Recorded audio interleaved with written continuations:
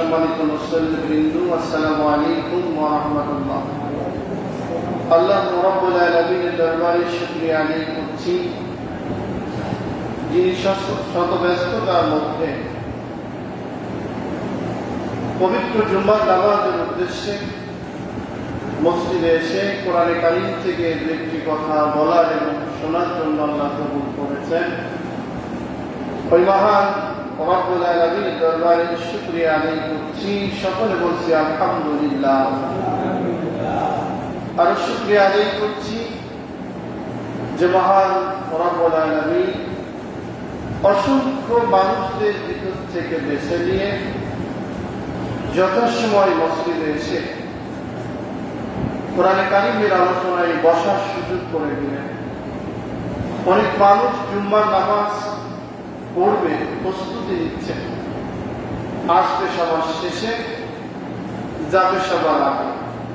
বুঝুক আর না বুঝুক, ঢোকা বের হওয়া ছাড়া অন্য কোনো কিছুই লক্ষ্য উদ্দেশ্য নিয়ে প্রবেশ করার সুযোগ পাচ্ছে না।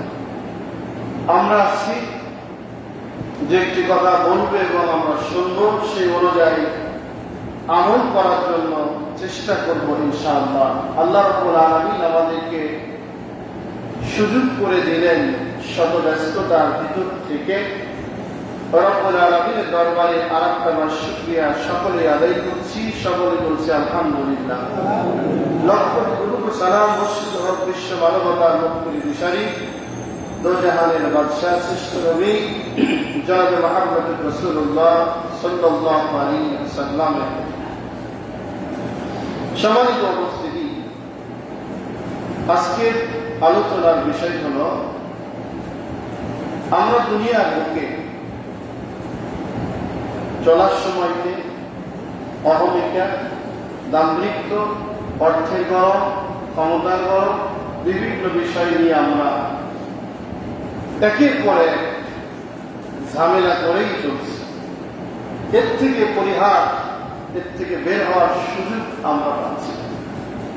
ইতিমধ্যে আপনারা দেখছেন সারা দেশ ব্যাপী শিক্ষা অঙ্গনে যে বিশৃঙ্খলা সৃষ্টি হয়েছে, চলছে। এই জুলাই মাসে গত বছরে এমন একটি পর্যায়ে জনগণের বুকের উপর একটি পাথর চেপে বসছিল। আল্লাহকে বাদ দিয়ে নিজেদের দাসত্ব করানোর জন্য মানুষদেরকে বাধ্য করছিল এবং নিঃসন্দেহে তারা পরিষ্কার সিদ্ধান্ত নিয়েছিল, এমন আমরা 41 সালের আগে আমাদের কেউ এখান থেকে বের করতে পারবে না। এমনকি ভাবে নিজেদের ক্ষমতা নিজেরা প্রয়োগ করে অস্তিত্বকে প্রতিষ্ঠিত করার লক্ষ্যে তারা এমন কোন কাজ নাই তারা করে। অথচ আল্লাহ রাব্বুল আলামিনের সিদ্ধান্ত, আল্লাহ বরত্ব, সবকিছু দেওয়ার মালিক আমি রব্বুল আলামিন। আমি পথের একজন ফকিরকে বড় চেয়ারে বসাইতে পারি, আবার বড় চেয়ারের একজন বাদশাকে ফকিরের কাঠ পড়াই দাঁড় করিয়ে দিতে পারি। এই ক্ষমতার মালিক আমি আল্লাহ।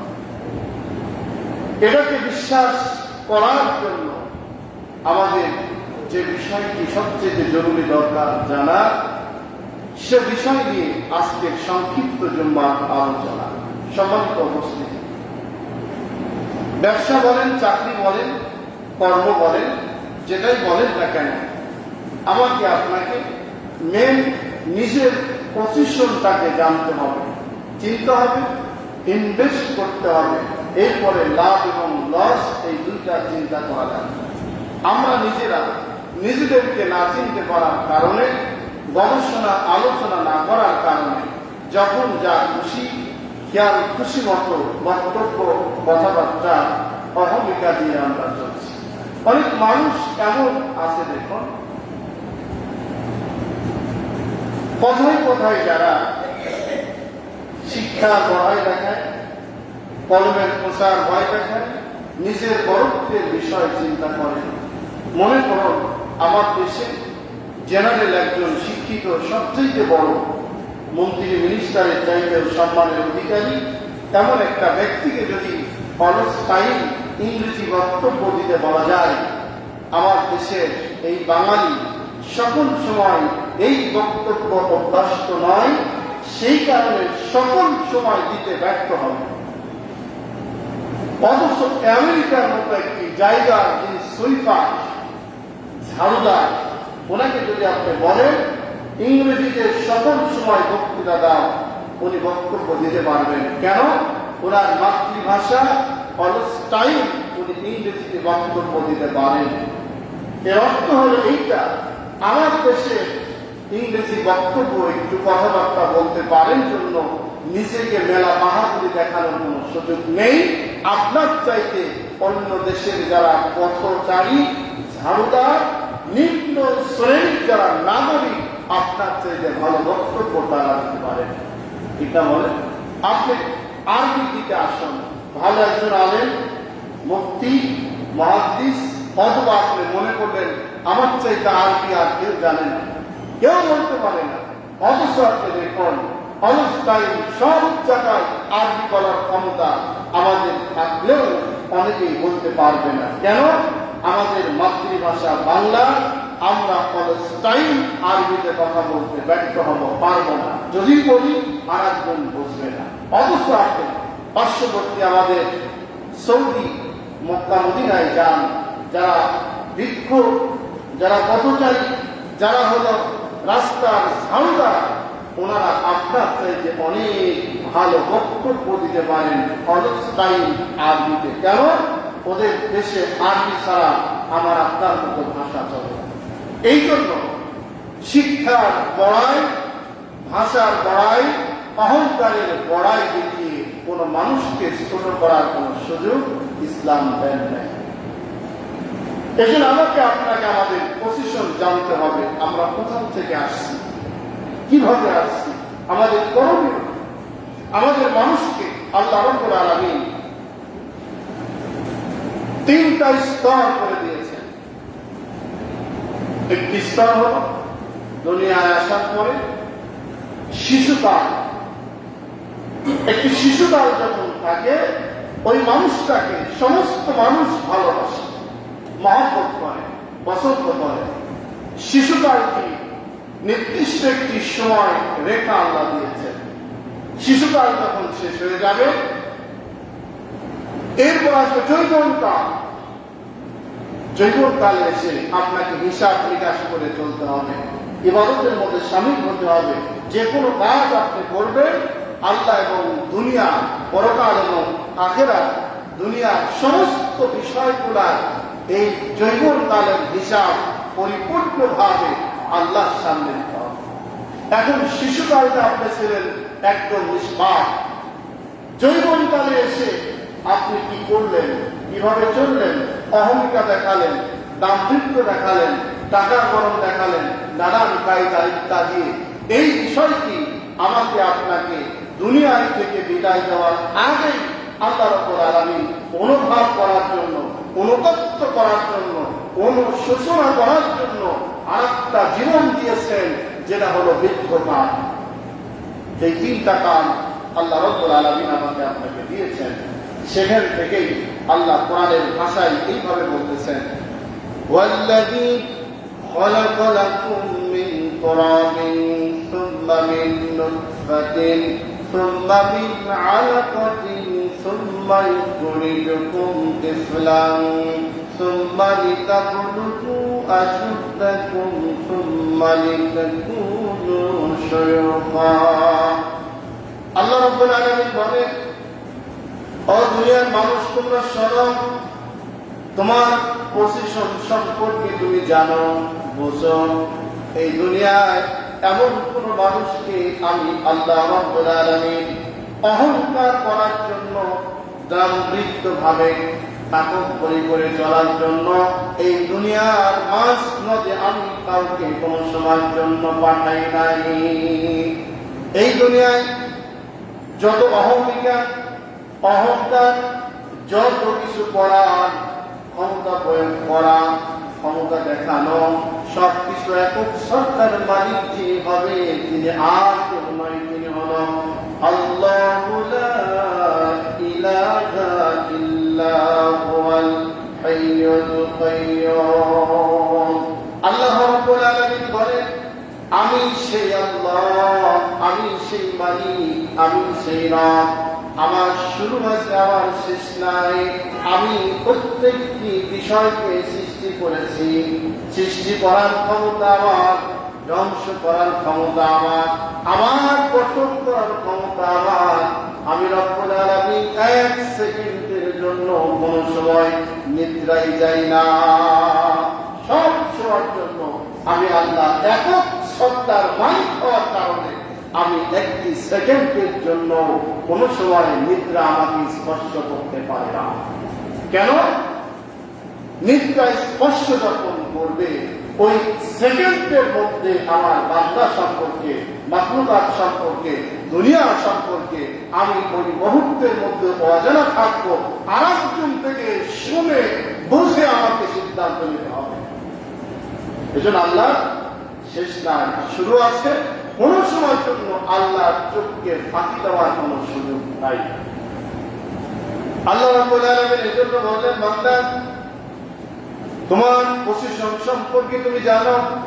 আমি রব্বুল আলামিন তোমাকে মিন তুরাবিন সুম্মা মিন নুতফাতিন, আমি রব্বুল আলামিন তোমাকে নাপাক পানি আর দুর্গন্ধযুক্ত কাদা থেকে আমি সৃষ্টি করেছি। বান্দা, এমন নাপাক পানি থেকে তোমাকে সৃষ্টি করেছি, যখন তোমার যৌবনকাল চলে আসছিল, যৌবনকালের পরে এই পানিটা যখন তোমার শরীর থেকে প্রবাহিত হতো, একটা নারী এবং পুরুষ যৌবনকাল পদার্পণ হওয়ার পরে এই পানি যখন শরীর থেকে যখন নিকড়ে মাটিতে পড়ত, বের হয়ে যেত, আমি রব্বুল আলামিন আমি তোমার প্রতি গোসল করা, পবিত্র করাটা ফরজ করে দিলাম।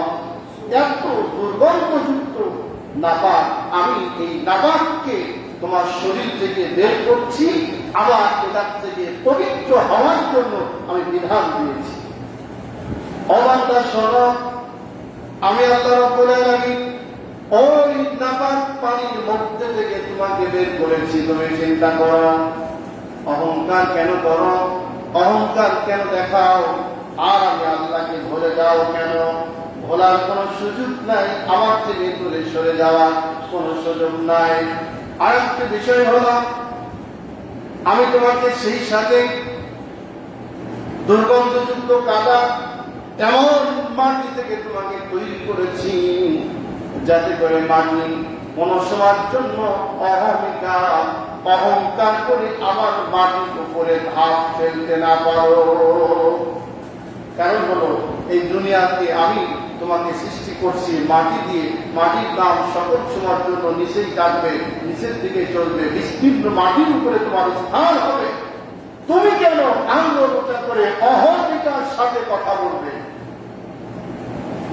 অহংকার, তাকব্বর এবং গর্বের সাথে শুধুমাত্র একমাত্র তোমার মালিক আল্লাহ ব্যতীত আর কেউ এখানে চলতে পারবে না।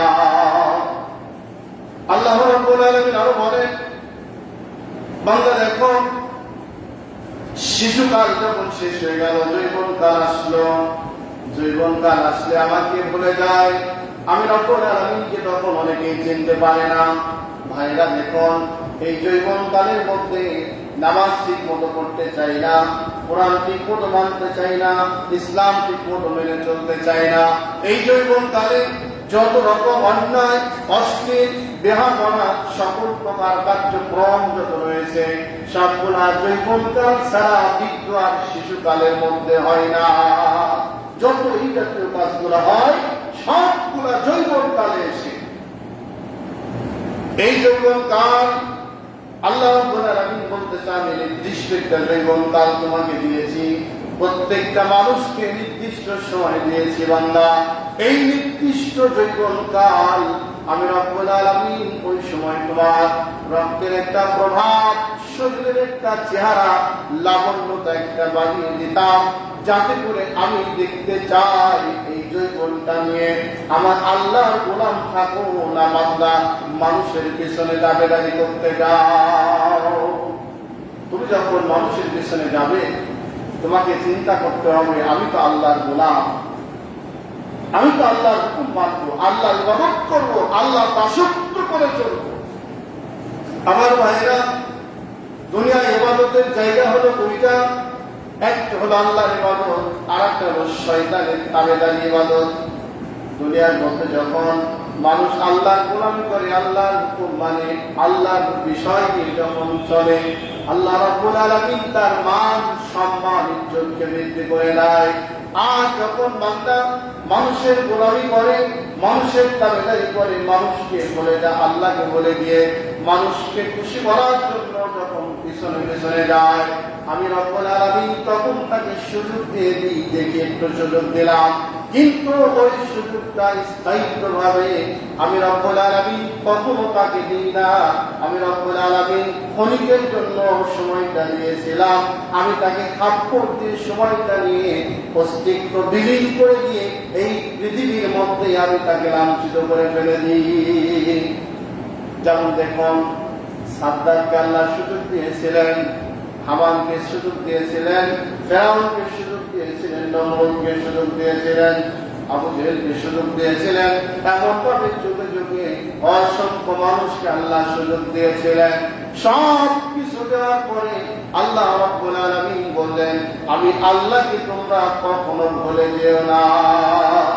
দেখুন, সাদ্দাত বলে ফেললেন, আল্লাহর জান্নাতে আমি আর যাব না, আল্লাহ কেউ নেই, আমি তো পরিপূর্ণতা, আমার তো ক্ষমতা কম না, আমি নিজে জান্নাত বানাবো, নিজের ঘরে নিজে প্রবেশ করব, আমার নিজের সব কিছু সৌন্দর্য যেইভাবে করা দরকার সেইভাবে করব।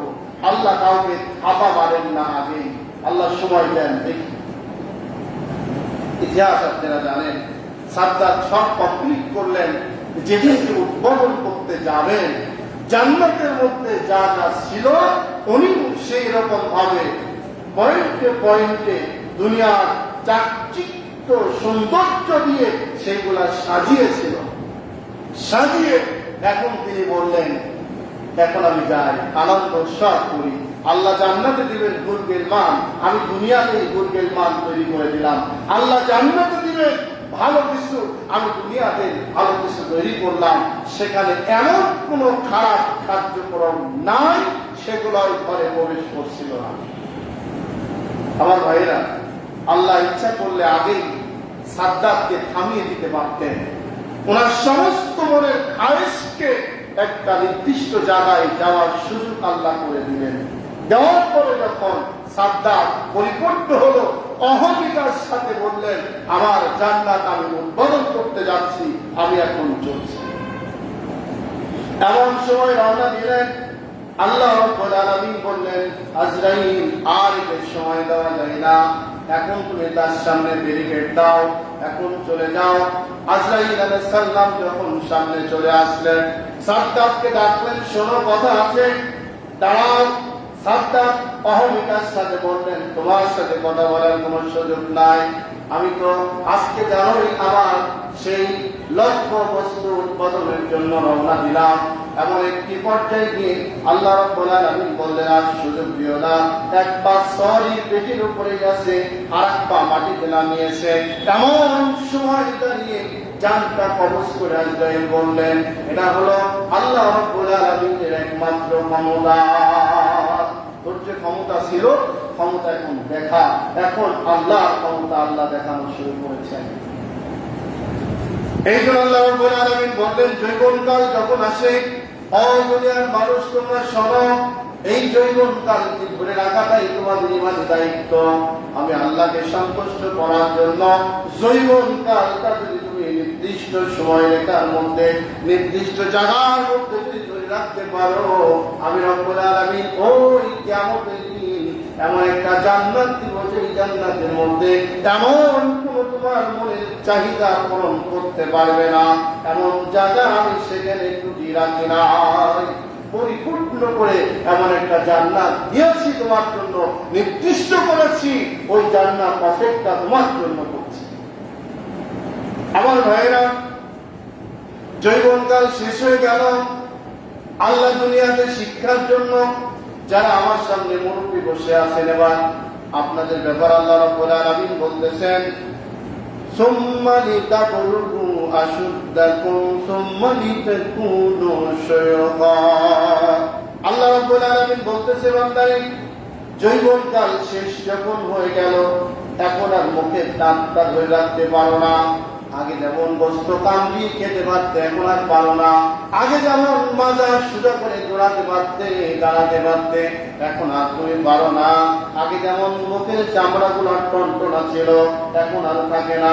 চুলগুলা সাদা ছিল, কালো ছিল, এখন আর কালো থাকে না। আর শরীর চলে না, এমন অবস্থায় বিছনায় তুমি শুয়ে আছো, ঘরের কোনায়, বারান্দায়, বিভিন্ন জায়গায় বসে আছো।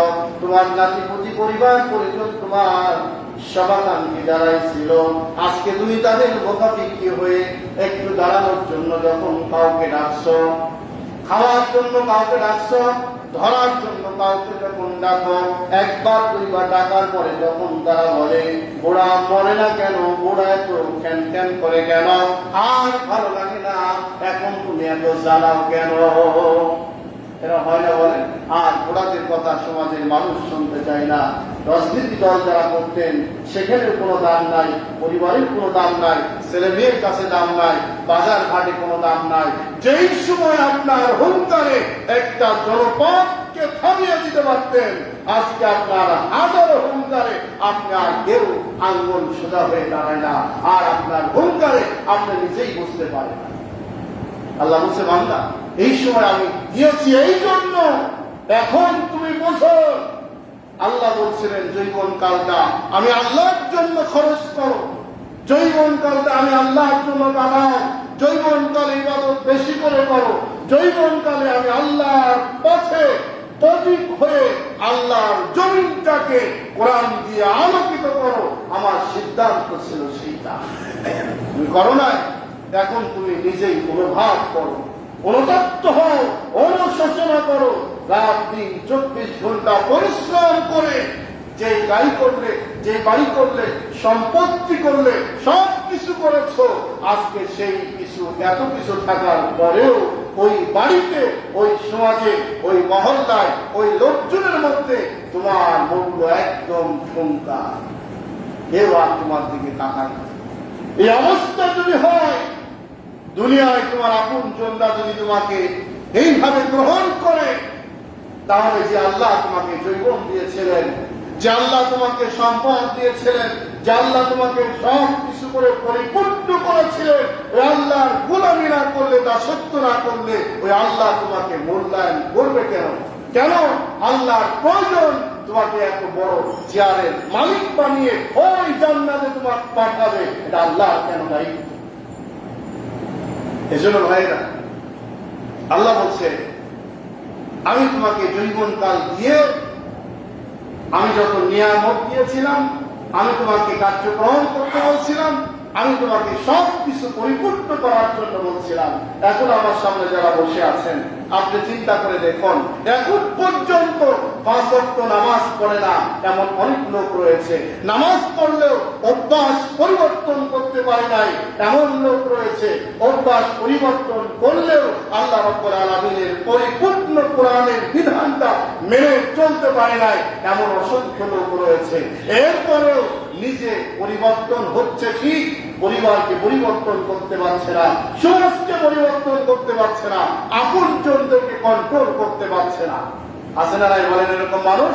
আমার ভাইরা, আল্লাহ রাব্বুল আলামিন বলবেন, বান্দা, আমি সব কিছু দিয়েছিলাম, দেওয়ার পরে তোমাকে আমি বলছিলাম আমার জন্য তুমি এইগুলা এইভাবে চলাও।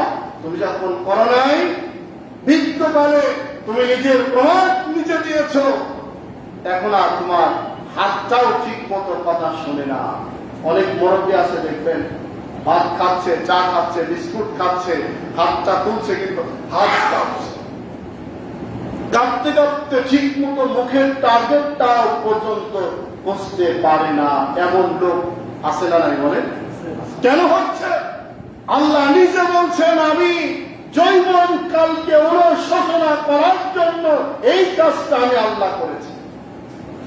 বোঝো, আর চিন্তা করো যে বান্দা ওই সময়টা আমি আল্লাহর জন্য না করে এখন তোমার শরীর, নিজের শরীর নিজে কন্ট্রোল করতে পর্যন্ত পারছ না। তাহলে আমরা যারা বসে আছি, অন্তত আমাদের শরীর কিন্তু এখন আমাদের কথা শোনে। আমরা এখনো পরিপূর্ণ আছি, নিজের কাজ নিজে করতে পারছি, নিজে আমরা এখনো পরিপূর্ণতা ভাবে জীবন যাপন করতে পারছি। এখনো যদি আমাদের ভুলটাকে শুধরায়ে যদি আমরা নিজেকে আল্লাহর জন্য আল্লাহর জন্য অঙ্ক না করতে পারি, সীমাবদ্ধ না করতে পারি, আল্লাহ রোজকে মজবুত করে ধারণ করতে না পারি, আমার ভাইরা, আমার মুরব্বী বাবাজিরা, ওই সময় যখন আসবে, সেই সময় মনে করো আমাদের সকলেরই এমন একটা সময় আসছে মৃত্যুর আগে যে আমার নিজের শরীর আমি নিজে কন্ট্রোল করতে পারছি না। সেই সময় আফসোস করে লাভ। আল্লাহ ভাবে বলেন, মনে করুন আজকে জুম্মার নামাজ পড়তে আসার কথা ছিল আপনার 12টার সময়। আপনি 12টার সময় বের হয়েছেন, যে কোনো কারণবশত আপনি 12:30টার সময় প্রবেশ করছেন। আপনি এখন সিদ্ধান্ত নিলেন আমি গত জুম্মায় যথাসময় প্রবেশ করতে পারি নাই, আগামী সপ্তাহে আরো সময় বেশি করে নিয়ে বের হব, নির্দিষ্ট সময় যেন আমি বুঝতে পারি। তাহলে আপনাকে রাইট টাইমে পৌঁছার মতো একটা সময় আছে, যেই সময়টা আপনি ইচ্ছা করলে আগে আসতে পারেন। কিন্তু এমন পর্যায়ে যখন বারবার আল্লাহ সুযোগ আপনাকে দিয়েছিলেন, বলুন তো এখন আমার আপনার যখন নিজের হাত নিজে কন্ট্রোল করতে পারবো না, মুখটা ঠিক মতো টার্গেটে বিস্কুট ঢুকবে না, চা ঢুকবে না, খেতে পারবো না, একটা জিনিস ধরতে পারবো না, হাত যখন কাঁপা শুরু করবে, ওই সময় কি আমি আপনি এই টার্গেটটাকে নিতে পারবো যে আগামীতে গিয়ে আমি আবার হাতটা পরিপূর্ণ করে একবার সোজা হয়ে দাঁড়াতে পারবো? এমন স্বপ্ন কি দেখা, কল্পনা করা বিবেক বুদ্ধিমানের কাজ হবে বলেন? কারণ এই জীবন আর কোনোদিন ফিরে, তার এখনই সিদ্ধান্ত, এখনই প্রস্তুতি নিতে হবে, এখনই আপনাকে নিজেকে পরিবর্তন করে সুস্থ থাকতে, সবল থাকতে, সবকিছু বুঝতে, অবস্থান থাকা অবস্থাতে এখন আপনাকে বুঝতে হবে সত্যি আপনি আল্লাহ গোলাম থাকবেন, আল্লাহ হুকুম মানবেন, পাঁচ ওয়াক্ত নামাজের মাধ্যমে স্বীকৃতি প্রদান করবেন, না শয়তানের তাবেদারি করবেন, না আসলে পরকালীন জীবনে আল্লাহর কাছে জান্নাত না নিয়ে জাহান্নামে যাবেন। এটা সিদ্ধান্ত নেওয়ার সুযোগ হলো এখন। এজন্য যারা বসে আছেন, অনিয়ম যাদের মধ্যে আছে, ভাই নামাজ তো পড়তেই হচ্ছে, ওই নামাজটা বাড়িতে পড়েন কেন? নামাজ পড়তেই যখন হচ্ছে ওই নামাজটা দোকানে পড়েন কেন? নামাজ যখন পড়তেই হচ্ছে ওই নামাজটা জামাত তরক করেন কেন? কারণ পুরুষের জন্য জামাত তরক করার কোন সুযোগ আল্লাহ দেন নাই। ওজোর ছাড়া, জরুরত ছাড়া, এখন মনে করুন আমার প্রতি অক্তেই জরুরত, মন চাইলো বাড়িতে বললাম, মন চাইলো নামাজ বাদ দিলাম, মন চাইলো পরবর্তী পড়লাম, মন চাইলো ছেড়ে দিলাম, এটা কিন্তু জরুরতের মধ্যে পড়ে না। এজন্য আসুন, আমাদের আল্লাহ এখন অনেক সুযোগ দিয়েছেন। আমার সামনে যারাই বসে আছেন, সবচেয়ে বৃদ্ধ যে লোকটা বসে আছেন, আপনার এখন কিন্তু সুযোগ এখনো আছে। কারণ এখন আপনার হাত কথা শুনে, পা কথা শুনে, এখনো চোখ দিয়ে আপনি দেখতে পাচ্ছেন, এখন আপনার শরীরটাকে দাঁড়িয়ে নামাজ পড়ার মতো একটা সুযোগ আল্লাহ দিয়েছে। যেমন সময় আসবে, অনেক মানুষ এমন আছে হাঁটে কিন্তু মাথাটা এরকম বাঁকা হয়ে থাকে, উনি মাথা উঁচা করে আর সোজা হয়ে দাঁড়াতে পারে না, এরকম বাঁকা হয়ে লাঠি ভর দিয়ে দিয়ে হাঁটছে। এমন লোক আছে না বলে? আমাকে আপনাকে হচ্ছে, এটা আল্লাহ ভালো রাখে নাই? ভালো রাখছে।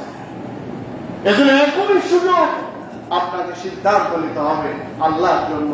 আসুন আমাদের ভুলগুলা শুধরাই নিয়ে আমরা যেন সকলেই আল্লাহ রাব্বুল আলামিনের জন্য আল্লাহর দাসত্ব পরিপূর্ণ করে আমাদের নিজের রাস্তাকে প্রশস্ত করতে পারি। আল্লাহ যেন তৌফিক দান করেন। আমরা সকলে বলছি আমিন। আলহামদুলিল্লাহি রাব্বিল আলামিন। যারা সুন্নত করেন নাই